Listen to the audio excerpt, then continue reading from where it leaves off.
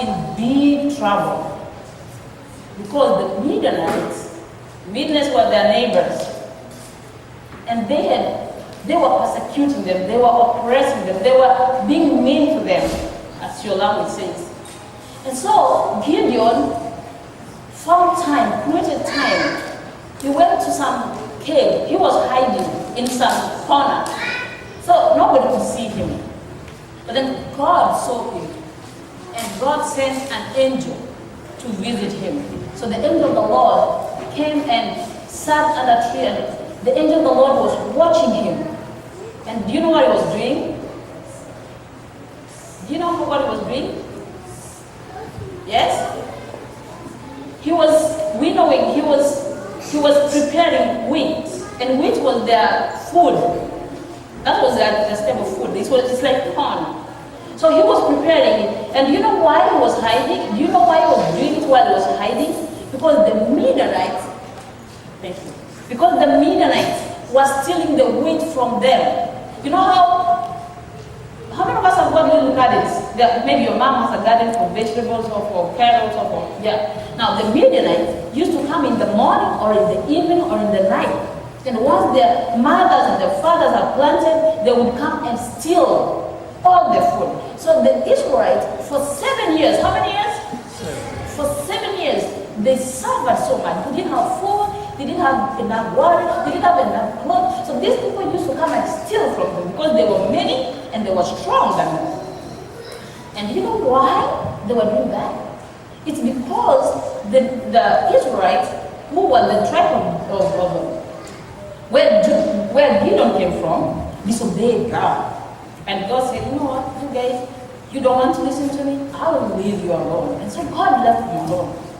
And when God left them alone, so they were not protected. They were vulnerable. So the Midianites would come and beat them and take some of their strong men to be their slaves, and they really, really misused them.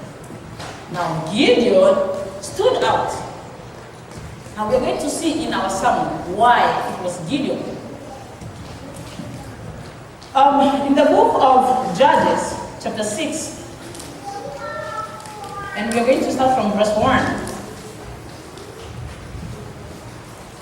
As the story goes, verse 11, sorry. Judges 6:11. And the angel of the Lord came and sat down on the oak in Ophrah that belonged to Joash the Abiezrite, where his son Gideon was threshing wheat in a winepress to keep it from the Midianites. When the angel of the Lord appeared to Gideon, he said, "The Lord is with you, mighty warrior." But Sir, Gideon replied, "If the Lord is with us, why has all this happened to us? Why are all these wonders that our fathers told us about when they say, where are all these wonders that our fathers told us about when they say, did not the Lord bring us up out of Egypt? But now the Lord has abandoned us and put us in the hand of the Midianites." So the angel of the Lord came and sat under that oak tree. And the angel of the Lord was watching who? Gideon. Because a time had come for deliverance. The Lord had looked at the people of Abiezrite. Now Abiezrite was a small tribe among the small tribes of Israel. There are other tribes of Israel that actually are not recorded in the Bible. They just got lost because of the wars and because of, they were taken to slavery so many times. So some of the tribes are lost, but this tribe is one of them, one of the list of the tribe. They are Abiezrite. And the Abiezrite were not, as I said, they were not this popular tribe. They were one of the least. And because they were one of the least, because they did not have any leadership skills. They were not counted to be leaders in any way. So there are people who just existed. They were there to be led. They were very good at being led. So in the history of the Israelites, the Abiezrites, they really never counted. However, they had two very strong, virtues, I could call them, that kept them in the mark of the Israelites. One was courage. Another one was integrity. So the Abiezrites would not lead, but they were courageous. They would not lead, but they were intelligent. I would think if I wanted a leader, he had to be courageous, right? He had to be intelligent, right? So what is it that they didn't have for them to be called not leaders? How were the other tribes of Israel? What really separated them from the leadership of Israel? We need to start the Bible and know that. We don't know. But, and this one goes, they were very courageous and they were very intelligent. So Gideon stands out in this little tribe of the Abiezrites. He stands out as a very intelligent man. Look, for 7 years, the tribe of the Abiezrites, they had suffered in the hands of the Midianites. And he sat back and thought, we are not going to be doing this every day. We are not going to be losing our food and our women and our children every day. Something different has to happen. And he, in his hiding, decided to be wait, prepared and wait for food. Because, if you are hungry, are you strong to fight? No, that was a very brilliant idea. I'm going to provide food to my people, so then they're going to be strong to do what? To fight. You can hardly fight if you're hungry. So in his hiding, God from heaven realized his heart. He realized that there is one man in the tribe of the Abiezrites who can save the children of Israel. A young man he was, the Bible says. He was strong. The angel says, the Lord is with you, strong warrior. So when God watches you from heaven, in your hiding, what does he say? What do you think what God can say? If he sends his angel to come to where you're working, what will the angel of the Lord say of you? In your hiding, remember, Gideon was doing what? Hiding. In his hiding, I would think what God would see him. Only God knew what he was doing. And so God sent an angel, and the angel of the Lord sat there watching as he was working. And the angel of the Lord said, the Lord is with you, mighty warrior. What does the Lord say of you, church? In your private places of life, in the chambers of your heart, if the Lord was watching from heaven, what do you think he would say of you? Young children, when you grow up, all the children, as you're growing up, what do you think the Lord is saying of you? The Lord God has been known to use the least in his work to deliver the children of Israel and mankind. Yes, God has been given praises in using crowds and mighty men. But again, it stands out that God is using even the least of the least to save mankind. So young children, I want to share to you today. As you are going to get in the adventurous club, you're going to get in the Pathfinder club, you have graduated from Pathfinder, you're going to the Master's club, Master Guide club, you're going to be out of the Master's Guide club, you're going to be in the youth, in the choir. I want to charge you. Stand out as a courageous young man, as an intelligent young man, ready to be used of God. And even those of us who have graduated and are fathers and mothers, I want to charge you. Stand out. Stand out. Stand out of the crowd like Gideon. That God will stand up from heaven and send a messenger from heaven, an angel of the Lord, to come just come and sit and wonder how he was working. I could only imagine. What is it that he was doing that would bring God from heaven? In the name of his messenger. When you are given work to do at your place of work, do you think heaven can stand and send a messenger to come and watch you the way you work, wherever you work? What's the zeal you got for work? How do you present your services? Whichever work you do, is God glorified? Do you think God can take a sin and stop his work and watch you? We all work, right? Many of us work. It doesn't matter where we work. Gideon, in his hiding, he made a spark in heaven. Now God had to send someone to come down and witness And God had to say, yes, I can use Gideon. I can use them for 7 years. Can God use you to just deliver your family? Don't think about the church of Mount Blessing. Don't think of the clubs in the church. Think of your family, your little family. You think God can use you to deliver your family? If the answer is yes, praise God. If the answer is no, what do we need to do? Work harder. Give God a chance. Do something that can impress God to use you. God is not so much interested in the crowds. He's not so much interested in the numbers that we have. He's looking for that one person, that young man, that young woman who can stand and say, yes, Lord, I'm here, send me. That's what God is looking for. Do you think for 7 years God didn't have a way of saving the Israelites? No, he had a way. But he was looking for this one heart that stood out with courage and with integrity, that he will send forth. And when we read, let's read down from verse 6:12. When the angel of the Lord appeared to Gideon, he said, the Lord is with you, my warrior. But Sir, Gideon replied, if the Lord is with us, why has all this happened to us? Where are all his wonders that our fathers told us about when they said, did not the Lord bring us up out of Egypt? But now the Lord has abandoned us and has put us in the hands of the Midianites. 14. The Lord turned to him and said, go in the strength you have and save Israel out of the Midian hand. Am I not sending you? But Lord, Gideon asked, how can I save Israel? My clan is the weakest in Manasseh, and I am the least in my family. The Lord answered, I will be with you, and you will strike down all the Midianites together. Gideon replied, if now I have found favor in your eyes, give me a sign that it's really you talking to me.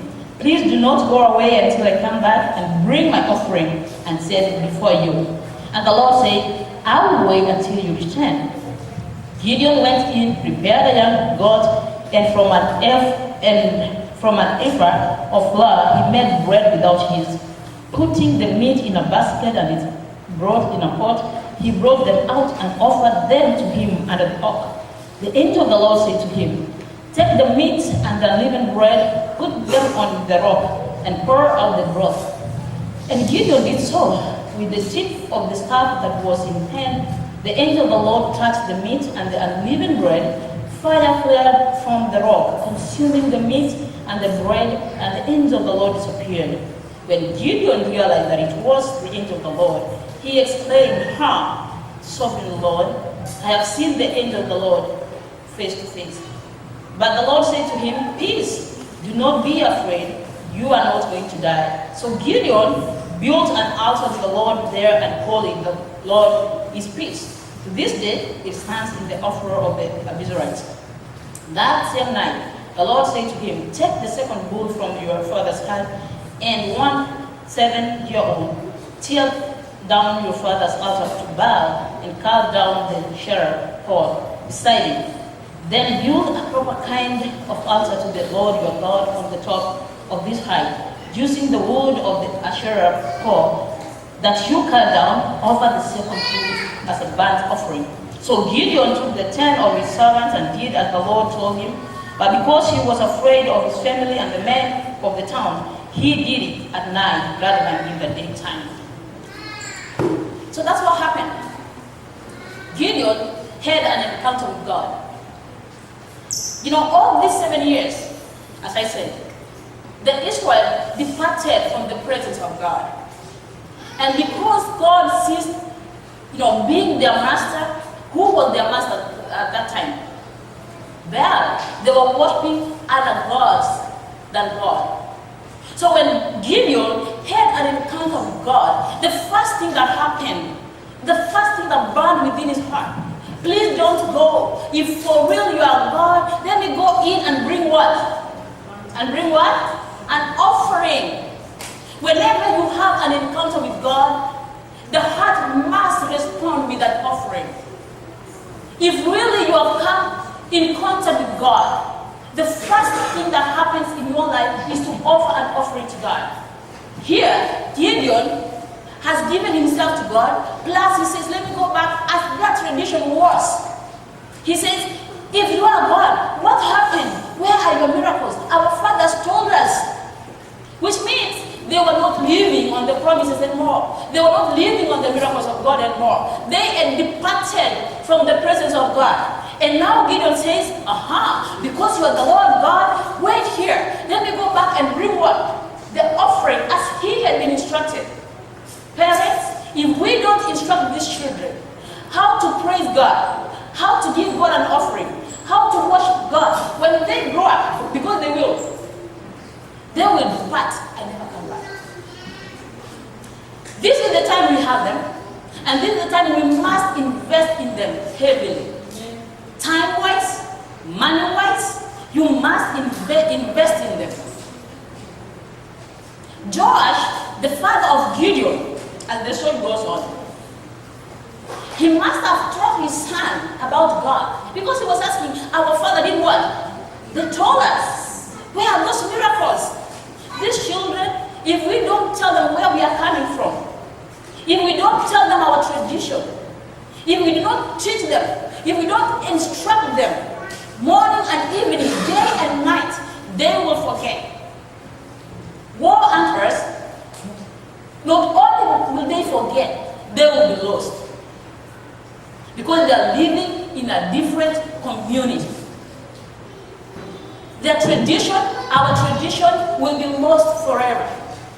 What will it benefit us? What will it benefit us if we came to America and gave America our children? What will it? I mean, America is not bad, right? But if we cannot bring our tradition of the worship of the true God in the lives of our children, what will it benefit us? I'd rather it's good we would have stayed back in Africa.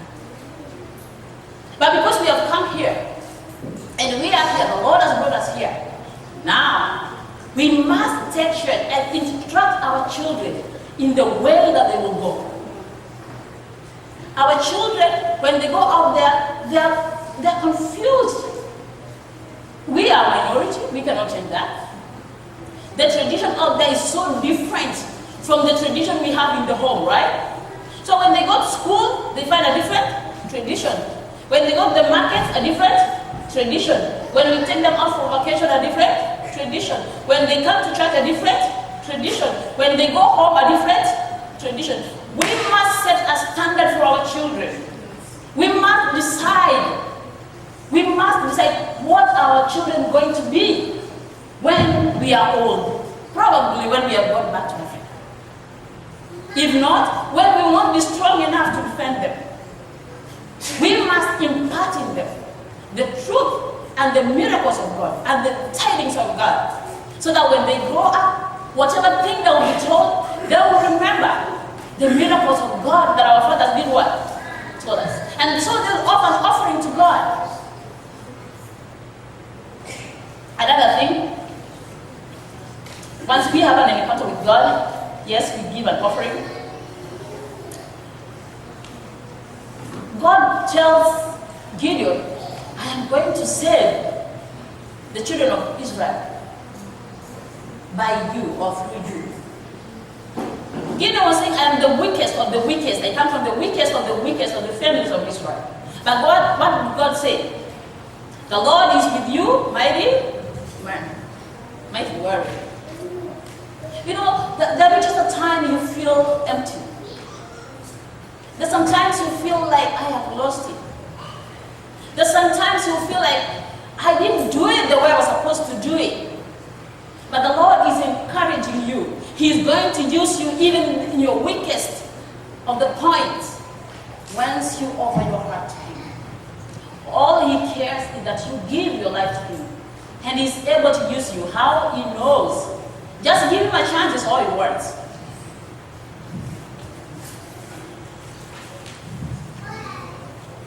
So now, and the Lord promised Gideon that He would give the Midianites to his hand. The Lord has promised us as a church that He is going to be with us. He says, am I not sending you? Am I not the one who is speaking to you? So which means what other people say doesn't count. It doesn't matter what they say about you. It's important. The way other families live should not be a problem. God wants to live with your family. That's what is important. Right? God is inviting us to His presence once again.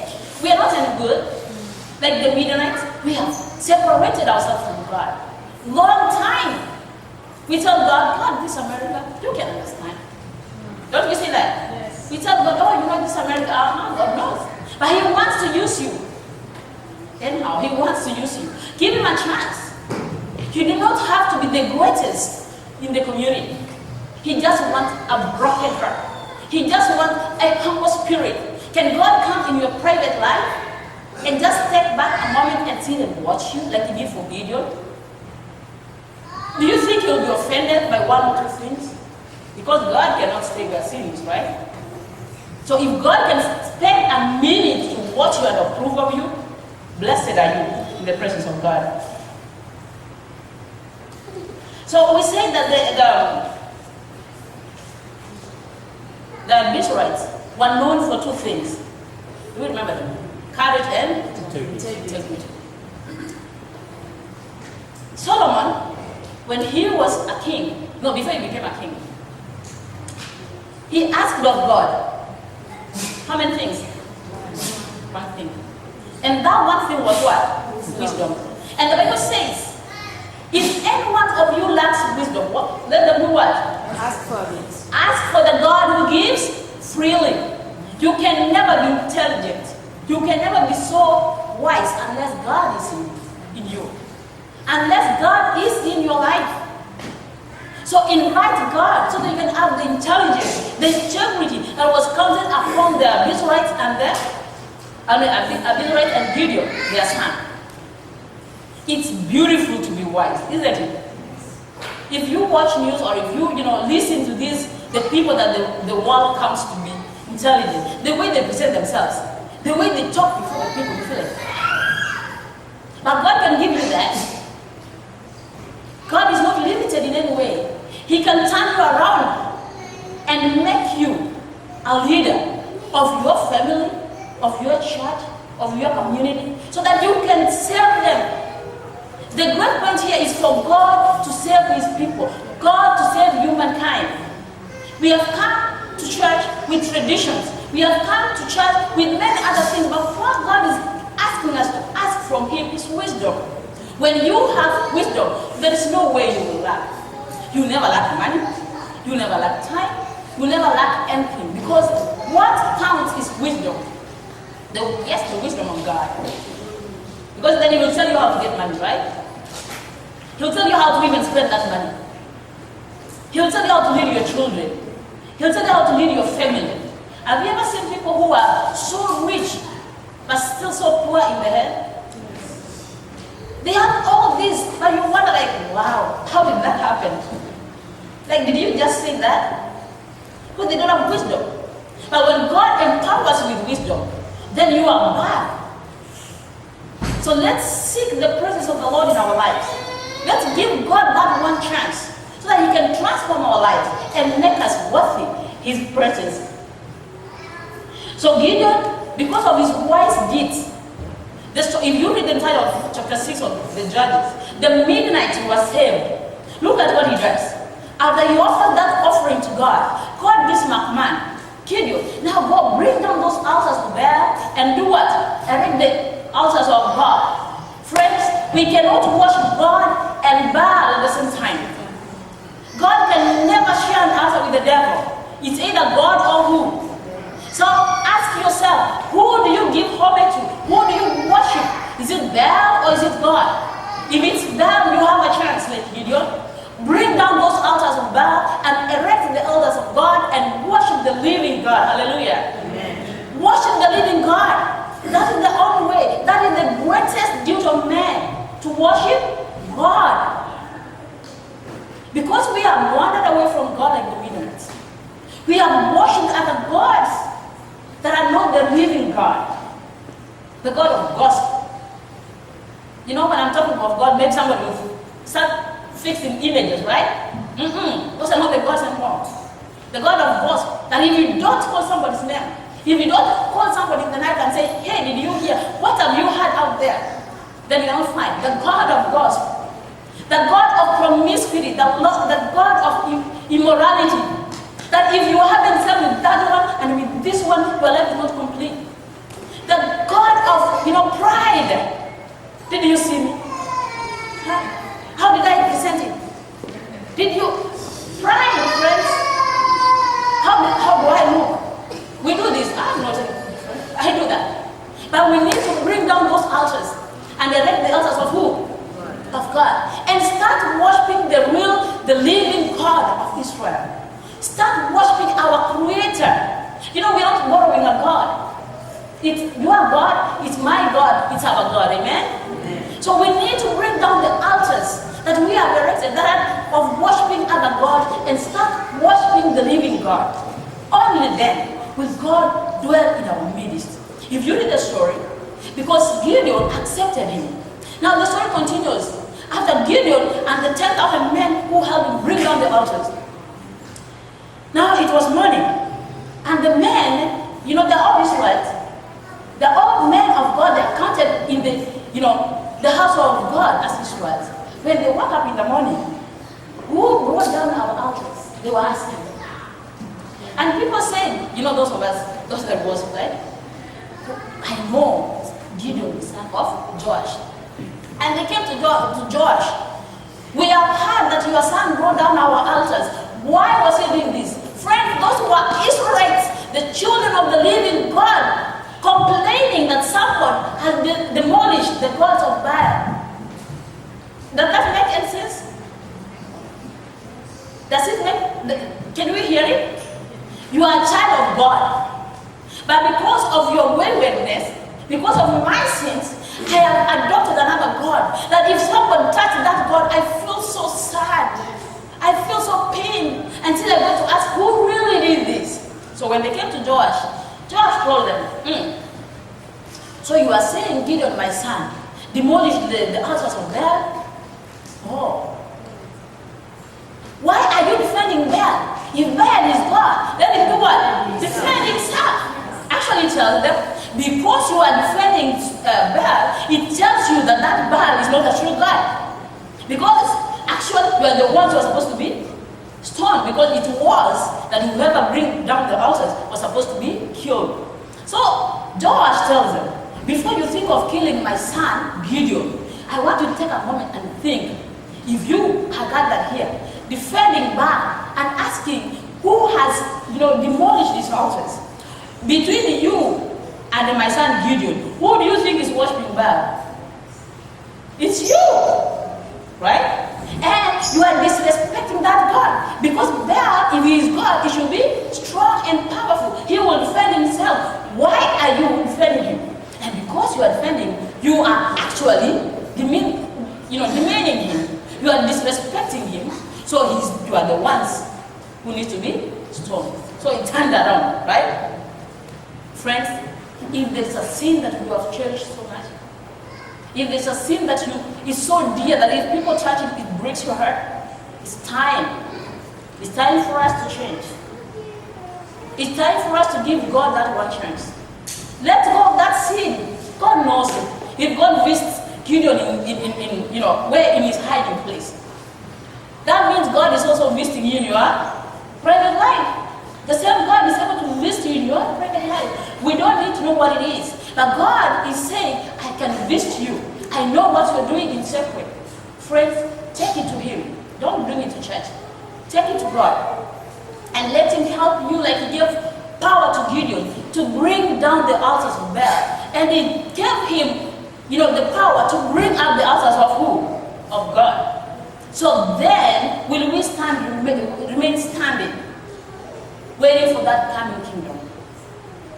Heaven will be a myth. It will be a beautiful story that we ever heard if we don't stay there. For the Midianites, they were delivered from the hand of the Midianites. For the Israelites, they were delivered from the hand of the Midianites. For us, we will be delivered to heaven. But woe unto us. It will be a good story that we had if we don't make it there.